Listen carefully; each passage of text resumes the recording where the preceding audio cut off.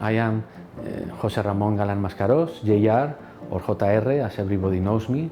I am ICREA professor at ICIQ since 2008, and in our group we are developing new materials and applications in the fields of energy and decarbonization.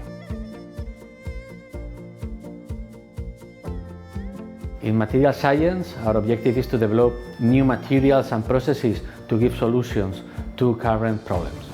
Our major research lines go towards the production of green hydrogen as a new energy vector, in the production of new renewable fuels. This means combination of renewable electricity with new chemical transformations. And finally, we are also working in decarbonization projects. This means capture and transformation of carbon dioxide in new materials of added value.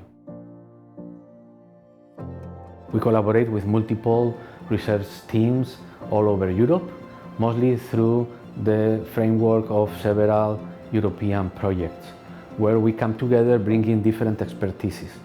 We bring material science and materials applications, but we need also to collaborate with people bringing theory, spectroscopy, device design and validation, or electrochemistry.